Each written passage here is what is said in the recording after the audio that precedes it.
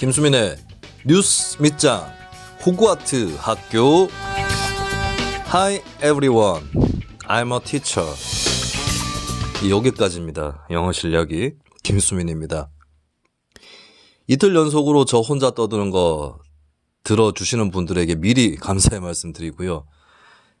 그러나 다행인 것은 뉴스 밑장 조회수를 보니까 저 혼자 하는 것보다 여럿이 나와서 하는 게 그래도 조회수가 높아요. 다행입니다. 호그와트 학교를 보통 전에는 일요일에 했었고 이게 순위상으로는 위에 떠 있었거든요. 근데 순위 경쟁이 그나마 한가했기 때문에 떠 있던 거고 조회수 자체는 뭐 여럿이 나오는 편이 더 많습니다. 제가 확인하는 게 아니라 천집장이 확인하기 때문에 중간중간에 제가 뭐 그렇게 계속 신경을 쓰진 않아요. 한 번씩 물어봅니다. 일주일에 한 번 만나는 거니까. 예전에 올 초였죠. 유시민 대 진중권. 이 편이 조회수가 많이 높았어요. 아무래도 제목 때문이었던 것 같고 제목에 뭐 어디 편드는 게 없었으니까 더 낚인 것 같아요. 그리고 욕하면서 듣는 사람들 아직까지 있는 것 같은데 이게 사람이 호기심이 들어버리면 어쩔 수가 없다고요. 욕하면서 듣는다는 건 청취율을 높여주는 거잖아요. 뭐 알아서들 하시기 바라겠습니다. 그리고 조회수가 저희가 사실 조국 사태 거치면서 많이 떨어졌어요.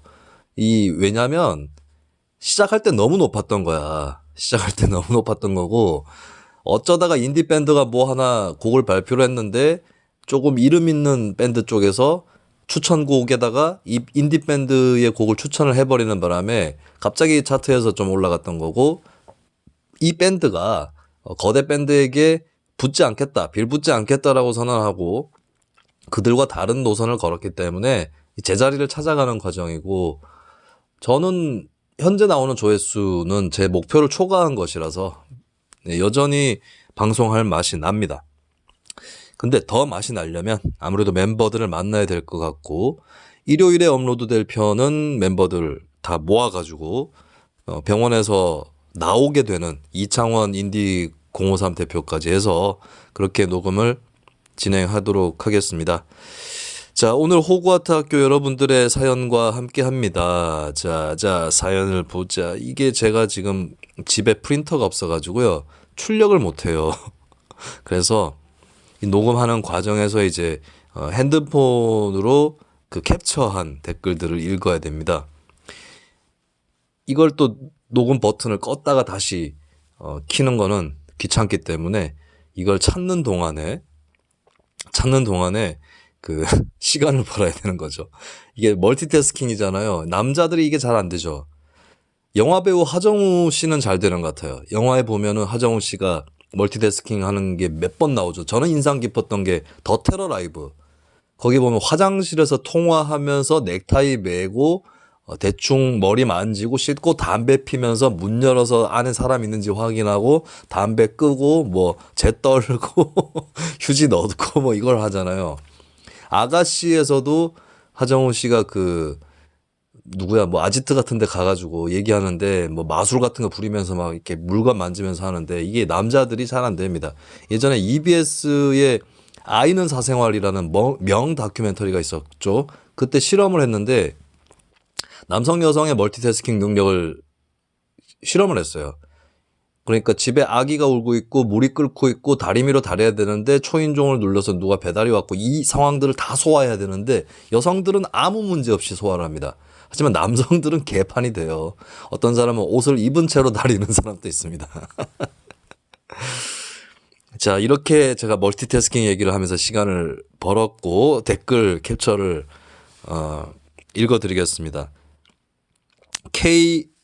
KIMYH 예전 같지 않으시네요. 김용민 씨와 같이 하실 때 상당히 호감 있게 찾아보고 들었었는데 반가운 마음에 들어왔다가 짜증과 욕설만 듣고 나가는 것 같습니다. 어쩌다 이렇게 되셨는지. 저 원래 그랬고요. 그리고 당신이 그렇게 짜증이라고 느끼는 것은 누군가에게는 그게 호탕하고 시원한 것일 수 있어요. 물론 그 누군가가 그렇게 생각한다고 해서 제가 그렇게 받아들이진 않습니다. 그리고 짜증 욕설 내면 뭐 나빠? 뭐가 나쁜데요? 그럴 만한 일에다가 내고 있는지 그거를 이성적 합리적으로 판단하세요. 그렇게 평온하신 분이라면. 그리고 슬픈 아카시아님, 진짜 이번 총선 찍을 정당이 없다. 에휴, 찍지 말아야 할 정당은 있거든요. 동의하시나요? 그렇다면 투표소로 가시기 바랍니다. 김은주님께서 내가 돈이 없지 가오가 없냐는 김수민 마인드 멋있어요 하셨는데요. 저는 분명히 말씀드렸어요. 저는 인지도가 필요 없는 거지 돈은 필요합니다. 그리고 돈을 버는 방법이 평론하는 거 말고도 있기 때문에 이거 평론을 또 언제까지 할 수 있을까요? 한 20년을 할 수 있을까? 제가 정말 운이 좋은 거는 평론가 풀이 많지가 않아요. 그렇다 보니까 제가 쓱 들어왔던 거고 제 나이 또래도 잘 없어요. 제 나이 또래 그나마 정치평론 하는 사람들은 정치인들이에요. 정당인들. 그 외에는 잘 없거든요.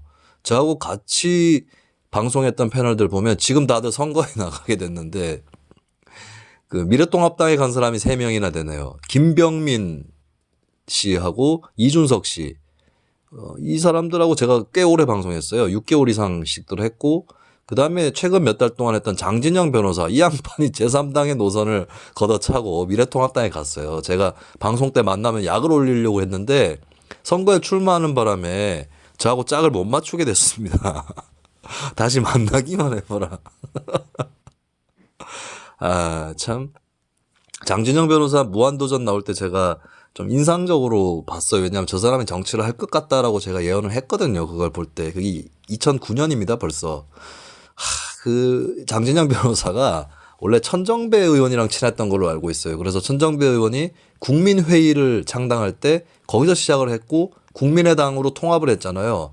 그러면서 천정배 쪽보다는 안철수 쪽에 가까운 이쪽으로 옮겼다가 그 다음에는 또 손학규 대표하고 가까운 쪽으로 갔다가 쭉 이렇게 미끄러져 내려간 셈이 된 거죠.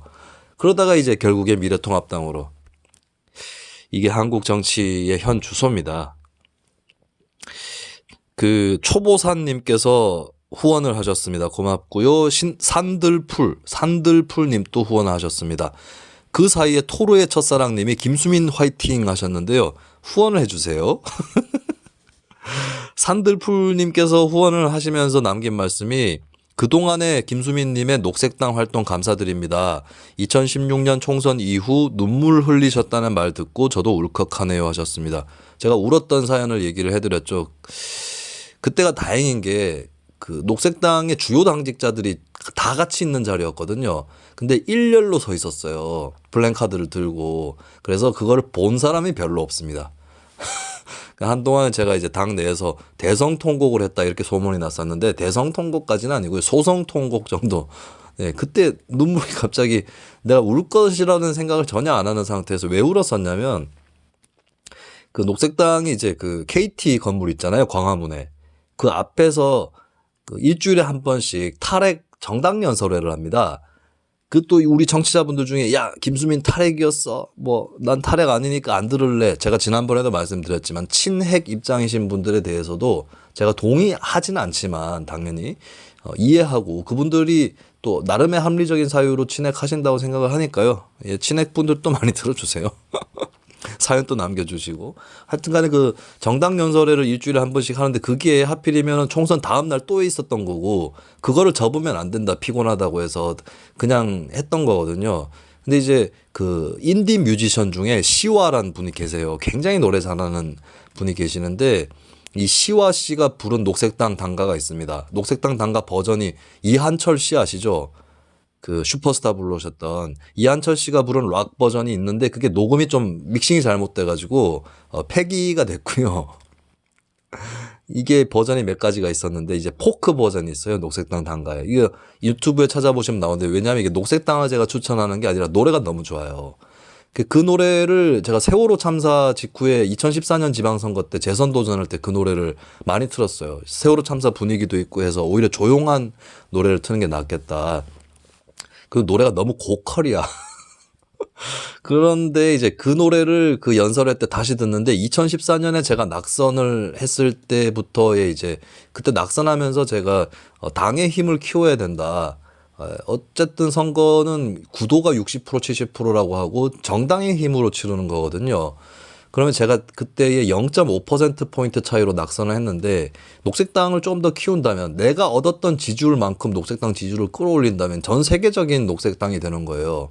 녹색당들이 다른 나라에 한 전 세계에 100개 국가에 있는데 지지율 10% 넘기는 나라는 잘 없습니다. 그래서 그런 목표를 갖고 2년 동안 또 열심히 달렸던 건데 이제 좌절을 한 거죠. 그리고 2%라도 지지율이 나왔으면은 다음에는 된다 이 확신이 있는 건데 2%는커녕 뭐 참 그랬잖아요. 그래가지고 그것 때문에 이제 안 되는구나라고 하는 그 여러 절망이라든지 또 힘이 빠지는 부분 때문에 그것이 이제 물밀듯이 밀려온 거죠. 한 2년 동안 쌓였던 것들이. 그러고 나서는 이제 뭐 해맑게 접었어요. 저는 낙선했을 때도 굉장히 해맑은 상황이었고 그때 천집장이 저를 인터뷰하러 왔었는데 짐작은 했지만 사람이 저렇게까지 해맑을 수 있는가. 이 공직에서 노연하는 그 해방감 이런 것도 상당히 컸던 거죠.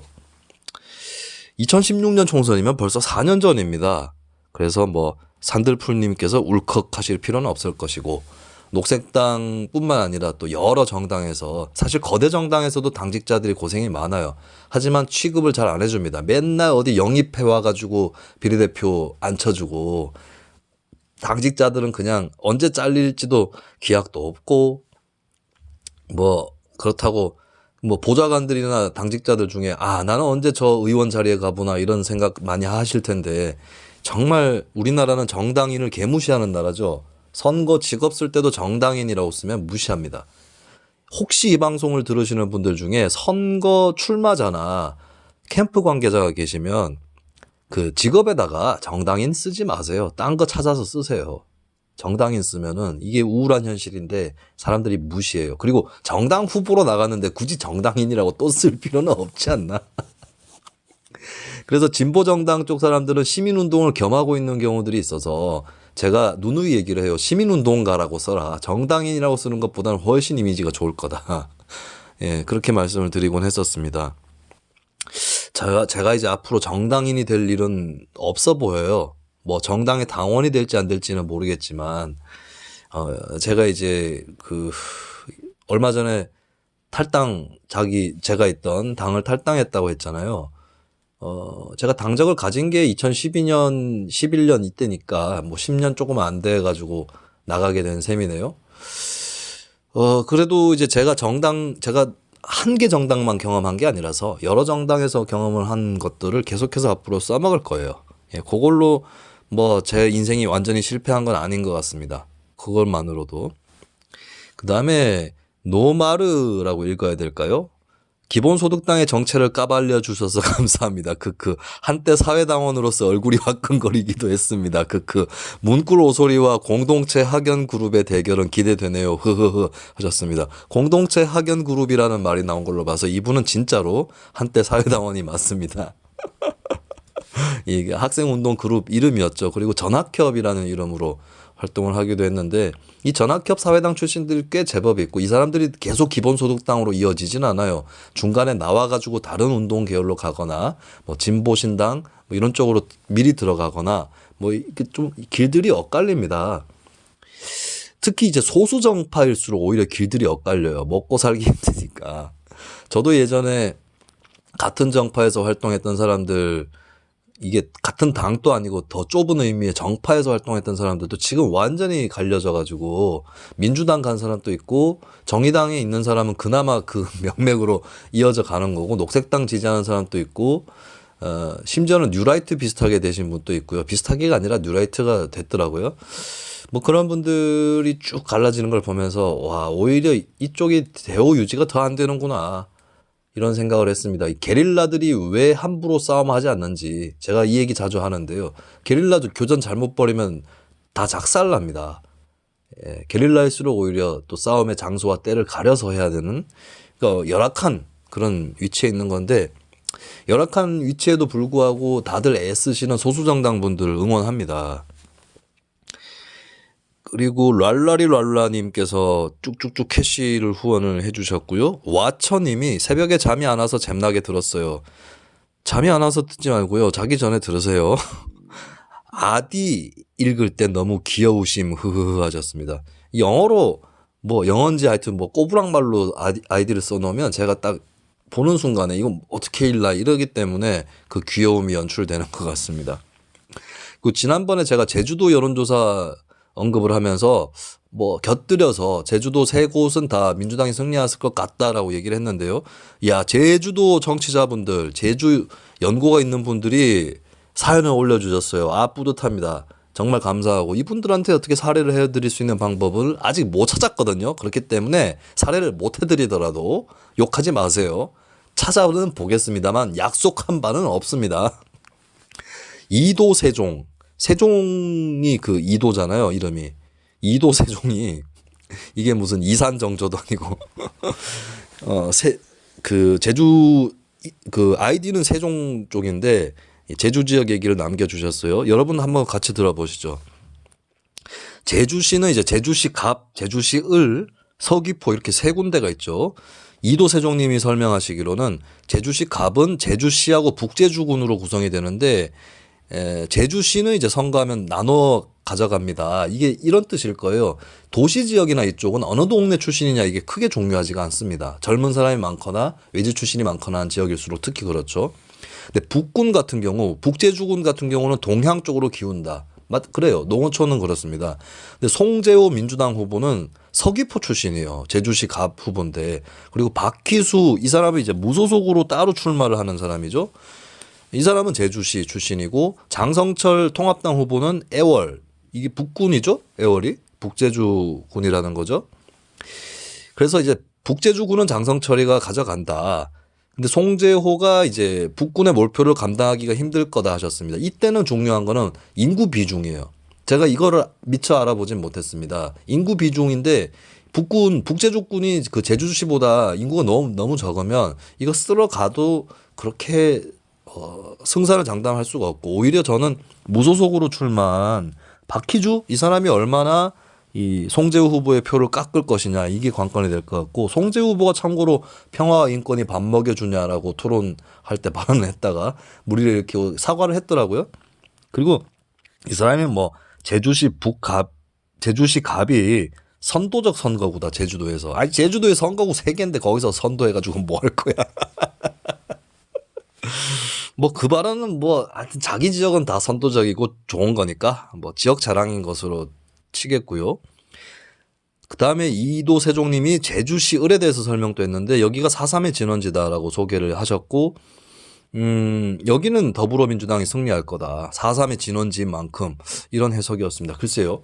이 부분은 조금 더 검증이 필요할 것 같아요. 제가 이걸 반박하려고 하는 게 아니고 아니 그렇게 치면 대구는 228의 진원지예요. 4.19의 진원지라고.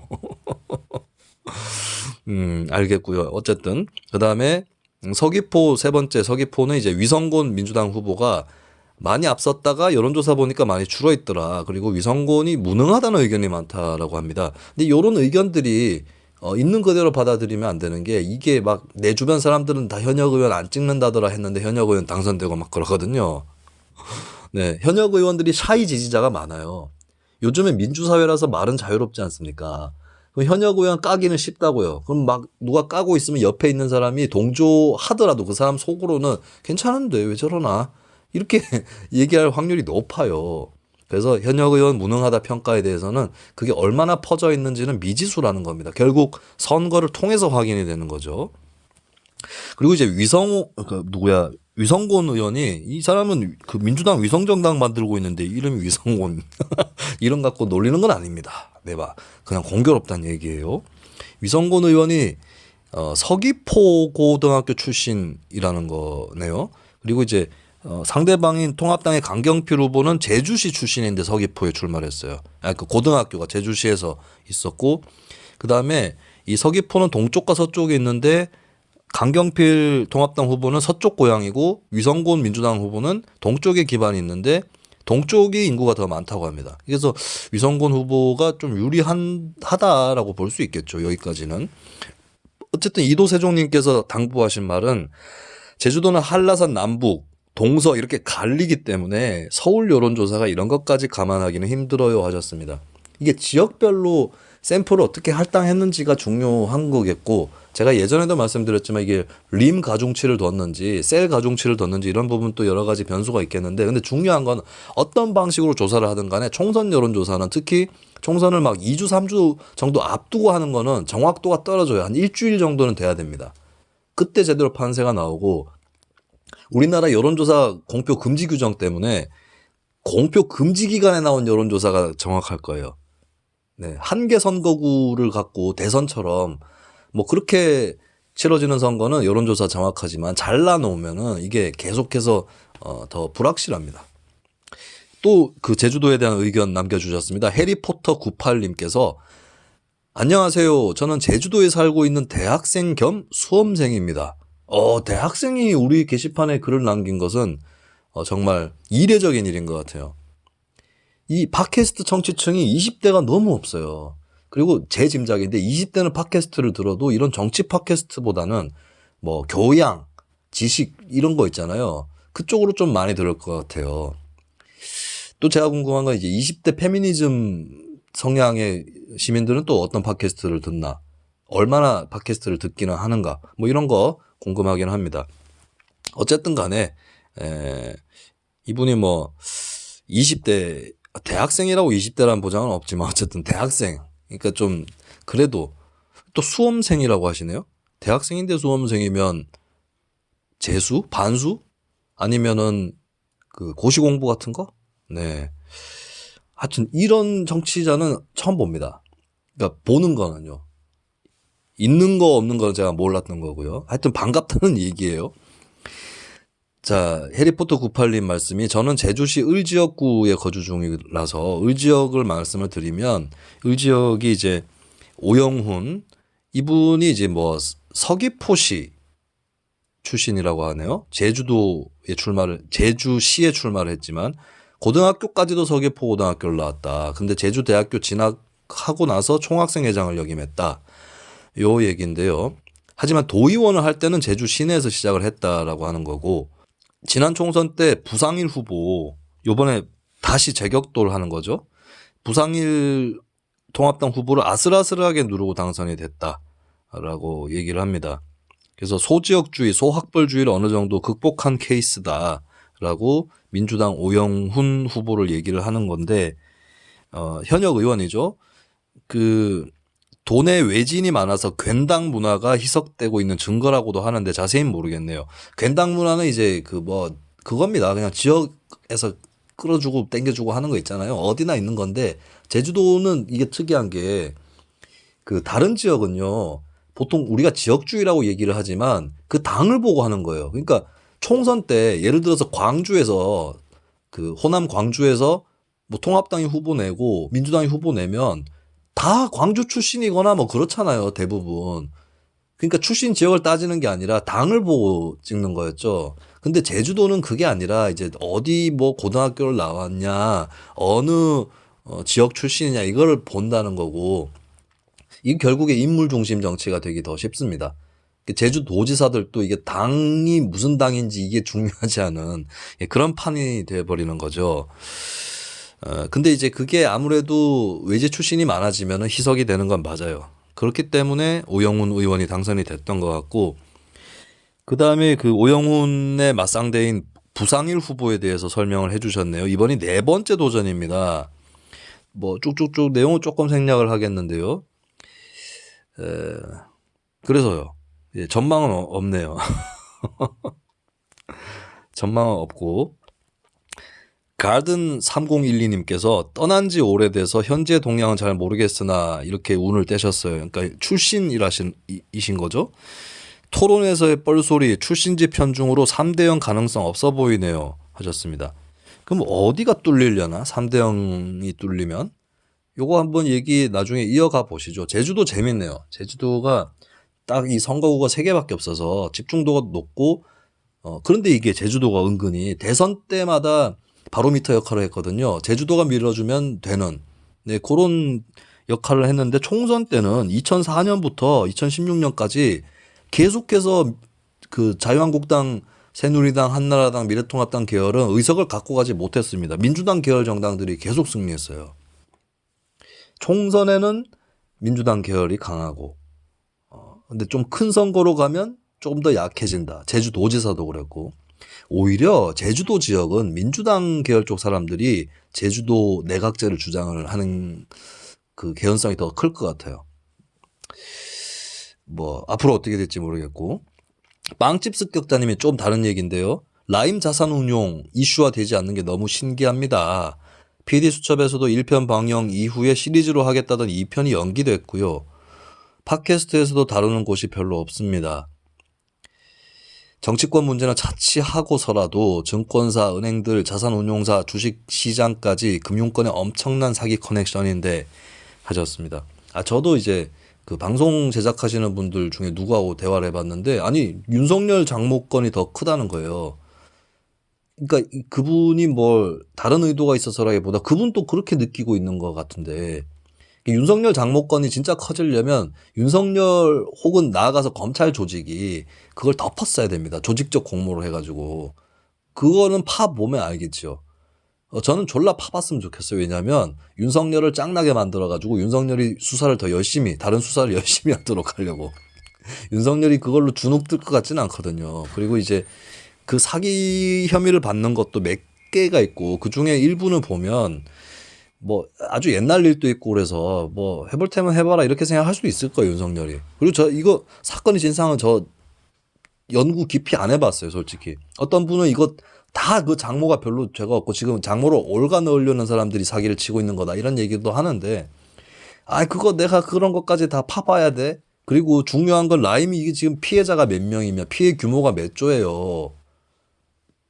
이거는 그냥 척 대봐도 이걸 길고 짧은 건 대봐야 안다고 하는데 아니 63빌딩하고 15cm 자하고 뭐 그 정도 차이까지로 비교할 수는 없겠다. 하여튼간에 척 봐도 나오는 거 아니에요 라임이. 그리고 온갖 그 뭐 지금 청와대 인사라든지 금융권 인사들 이 얘기가 나오고 있는데 어쨌든 간에 제가 하는 말이 이거예요. 이건 받아 적으세요. 라임이 몰려오는데 장모나 줍고 있을 거냐. 어디서 많이 들은 레파토리 같죠? 전화카드 한장님께서 PK에서 집권당이 승리하면 과반 가져갈 거다라고 예측합니다. PK는 안 될걸요. 지난 지방선거에서 싹쓸이했던 조직력으로 의회로 선방한다면 또 호남 지역에서 국민의당이 가져갔던 의석을 포함해서 민주당이 그걸 또 가져간다면 150석 언저리 예상해 봅니다. 호남은 민주당이 이번에 승리할 것 같아요. 근데 지금 경남 분위기가 그렇지 않아요. 경남 현지에서 제가 들은 걸로는 김두관 또 어렵다. 막상 열어봐라 안 된다. 이 얘기 나오고 있어요. 지금 인지도 싸움이라서 된다고 치더라도 그 누구야 이름을 까먹었다. 홍준표 제끼고 공천 받은 요번 총선에 사람 이름이 많이 나오니까 금방 잊어버려요. 거기가 제가 원고도 준비 안 하고 방송을 한다는 티가 나죠. 거기가 될 수도 있어요. 거기는 그 양산에서 시장도 했던 인물이라서. 예. 유권자들이 이상한 심리가 있는 게, 전국적 지명도를 갖고 있는 인물과 그 지역에 굉장히 토착되어 있는 후보가 싸웠을 때 후자를 막 응원하게 됩니다. 나중에. 선거 막판에 이 선거에는 두 가지 효과가 있어요. 밴드웨건이 있고 언더독이 있습니다. 밴드웨건은 차이가 벌어져 가지고 유권자들이 승세는 기울었다. 되는 쪽을 찍자. 혹은 나는 안 되는 쪽을 찍으려고 했는데 안 되는 것으로 드러나니까 안 찍자. 이렇게 돼서 표차가 확 벌어지는 겁니다. 그게 바로 이명박 당선될 때 그랬던 거고요. 거꾸로 언더독이라고 해서 표차가 막 줄어들어요. 요즘 선거들은 언더독들이 많아요. 사실 밴드웨건보다는. 그렇기 때문에 저는 김두관조차도 당선을 예상을 하기가 어렵다. 예, 그래서 경남에서 뭐 참패를 민주당이 하진 않을 거예요. 몇몇 지역, 뭐 김해라든가 이쪽은 살아 돌아갈 가능성이 꽤 높은데, 지난 지방선거 때 고점을 쳤고, 그때 민주당은 그 조직력으로 경남을 싹쓸이 뭐 승리한 게 아니에요. 당의 브랜드 파워와 당시에 집권 초기에 여당 힘으로 승리한 거지, 조직력이 강하진 않습니다. 그 꼭 깝깝한 게 제가 이제 그 지방선거 당일 밤에 개표 막 결과 나오고 할 때에 어떤 방송을 했는데 같이 출연한 분이 제가 그래도 그 김태호가 따라잡은 거 평가를 하면서 뭐 경남 서부 지역의 보수성도 있고 자유통합당 이제 이름도 헷갈린다. 당시에 자유한국당이죠. 자유한국당 쪽 조직력 이런 것들도 또 발휘가 됐을 거다 하는데 그분이 사실 경남 지역 출신이신데 자유통합당 이제는 조직력이 없다 이런 식으로 얘기하는 거예요. 그 조직력이 어디 가지 않습니다. 쉽게 가지 않아요. 특히나 자유한국당 쪽, 미래통합당 쪽 계열은 우리나라에서 지지 기반이라는 거를 굉장히 조직적으로 구축해 놓은 건 미래통합당밖에 없습니다. 민주당은 이제 그 세대 교체 효과나 민주화 세력이다라고 하는 후광 이런 걸로 버텨온 거지 민주당이 무슨 지지 기반이 있어요. 민주당의 지지 기반 조직이 어딘데 예를 들면 그 미래통합당은 관변단체 회원들 중에 그쪽 성향인 사람들 많고 그리고 고령화 시대고 수명이 길어졌기 때문에 그 유권자들이 상당히 계속 유지가 된다고요. 그러니까 지금 미래통합당이 안 죽고 있는 거예요. 박근혜 파면 이후에도 지지율이 오히려 조금 더 올랐던 거죠. 그러니까 미래통합당 지지율이 왜 다시 올라왔느냐 최근 몇 년 동안에 그게 그 기반의 힘이라고요. 망해도 기반이 있다고. 건물이 다 무너져도 토지가 자기 소유라는 거예요. 그럼 다시 쌓으면 되는 거죠. 그리고 쌓을 수 있는 인력이 있고. 근데 민주당 같은 경우는 그게 아니에요. 민주당은 오히려 굉장히 인물 중심입니다. 인물을 띄워가지고 흩어져 있는 표들을 쫙 이렇게 모은 거죠. 원거리 네트워크에 가까워요. 그리고 팬클럽 문화가 있고. 미래통합당은 오히려 박근혜가 마스코트에 불과한 거예요. 미래통합당에 솔직히 박근혜를 추앙하는 사람은 별로 없습니다. 언제 드러났느냐? 박근혜가 예전에 미래 무슨 당, 한국미래당인가, 한국미래연합인가 그거 만들어갖고 이회창한테 개기고 난 다음에 탈당했잖아요. 그때 대구 경북에서 죽 썼습니다. 대구 경북 사람들이 뭐 찍어줄 것 같아요. 친박연대 때 선전했던 거는 대통령으로 될 가능성이 보이기 때문에 밀어준 거죠. 그러니까 미래통합당 지지층은 미래통합당 내에서 다수파를 점하고 있는 쪽에 따라가요. 그게 뭐냐? 사람이 누구냐를 떠나서 당이라고 있는 틀이 오히려 민주당에 비해서 미래통합당이 더 당으로 틀을 갖고 있다는 겁니다. 이 점을 간과한다면 맨날 미래통합당은 없어지고 뭐 이런 얘기나 하는 거예요. 근데 안 없어져요. 그렇게 생각해서는 그 기반 자체를 무너뜨려야 되는 거죠. 근데 민주당은 뭐 없잖아요. 미국 민주당은 여러 개 지역 기반뿐만 아니라 노조 기반이 있고요. AFL-CIO, 우리나라로 치면 양대 노총 같은 거죠. 그 다음에 어떤 자본 중에서도 공화당보다 민주당을 선호하는 자본이 있고 이런 식으로 기반이 딱딱 있어요. 민주당은. 결정적으로 뉴딜 동맹 1930년대 이후에 민주당은 이제 안착을 한 거죠. 그러니까 뭐냐면 미국의 그 정치의 바닥을 파헤쳐 보면 그 바닥을 민주당 공화당이 반분한 거예요. 양분한 건데 우리나라는 미래통합당이 기반에 그냥 혼자 깔려 있고 그 위에 이제 덧붙이는 형식으로 민주당이 서 있는 형국이거든요. 미국식 양당제하고 이게 또 다른 점이에요. 그래서 경남 지역 같은 경우는 더 심할 거라고요. 전국적으로 따져도 이런데. 그래서 저는 민주당 조직력, 경남에서의 조직력이라는 것은 썩 뭐 이렇게 높게 사기는 어렵다고 봐요. 결국에는 민주당한테는 바람이 필요한 겁니다. 이분이 이제 이분이 쓰셨구나. 그 양산을의 나동현이다, 나동현. 예, 김동연 경제부총리랑 헷갈려가지고 설마 나동현은 아니겠지? 이렇게 생각했는데 나동현 전 양산시장 요쪽이 이제 관심 지역이라고 전화카드 한장님께서 밝혀주셨습니다. 그리고 부산 지역도 쭉쭉 쓰셨는데요. 뭐 관심 지역만 계속 쓰셔가지고 뭐 다른 어떤 분석은 없어서 제가 좀 생략을 하겠습니다. 그리고 어떤 분이 잔드코님께서 부산 지역에 대해서 아예 프리젠테이션 자료를 보내오셨는데요. 별도로 다음 주에 다루도록 하겠습니다. 전화카드 한장님께서는 민중가요 같은데 운동권 출신이십니까? 반가워서 하는 얘기였어요. 그리고 하이꽃님 뭐 조국 관련한 얘기 남겨주셨는데요. 아우 조국 진짜 다루기도 이제 지친다. 그리고 뭐 동양대에서 이제 그런 거 안 했다라고 증언이 나왔는데 앞으로 더 파헤쳐 보면 알 일이고요. 조민 씨 조국 전 장관 딸은 진짜 뭐 봤다는 사람이 없어요. 뉴스공장의 매점 사람인가 뭐 봤다. 그 매점 사람이 봤다 치더라도 매점에 놀러 왔을 수도 있잖아요. 그게 봉사활동을 했는지 어떻게 알아 매점 사람이. 그리고 그 증언이 도움이 되면 법정에 좀 나오시라고요. 네, 왜 뉴스공장에는 익명으로 출연을 하시는 양반들이 법정에는 안 나오실까 기다립니다. 이매진을 꿈꾸며 이거는 이제 혼돈의 카오스 뭐 전설의 레전드 이런 어법이죠. 이매진을 꿈꾸며님께서 제가 생각하는 두 당의 현실적 목표는 민주당 1당, 미통당 120석 초과라고 봅니다. 맞을 거예요. 예, 그게 맞을 겁니다. 총선 연기를 고려하지 않는 것은 투표율이 낮아도 둘 다 불리할 게 없다고 판단하는 것이겠지요. 예, 이게 제가 맨날 떠드는 얘기죠. 벌써부터 기대도 안 되고 감흥도 없는 총선이 되는 듯하네요. 편집장님의 천용길 편집장님의 국가혁명 배당금당에 대한 과도한 집착이 부럽습니다. 천집장도 이게 좌절한 거예요. 예? 해맑아 보이죠? 좌절한 겁니다. 현재 정치 정세에서. 그 다음에 윤도현이라고 우리 고정 악플러가 있어요. 이 이름이 진짜 이름이 윤도현인지 모르겠지만 니들이나 가로세로나 유쥐치나 진중 신종 일베 쉐 띵하고 니꼬르다 스미나 이모티콘 웃음. 이 술 먹고 써도 이렇게는 안 쓸 것 같은데 그리고 이렇게 쓰면은 오히려 욕 먹지 않아요? 정체가 의심받지 않아요? 제 고민 끝에 이 사람은 뭐 대깨문이나 민주당 지지자 이게 아니라 오히려 본인이 통합당 지지자일 가능성이 있다. 혹은 뭐 저기 무슨 자유통일 기독자유통일 뭐 공화당 이거 헷갈려 그쪽 계열. 네, 그래서 이제 나름대로 이간질을 해보려고 들어온 인간이 일부러 이렇게 쓴 게 아닐까. 예, 그 이간질 안 해도 돼요. 네, 뭐 그거 이간질이라는 거 원래 붙어 있는 사이로 이간질하는 거 아니겠습니까?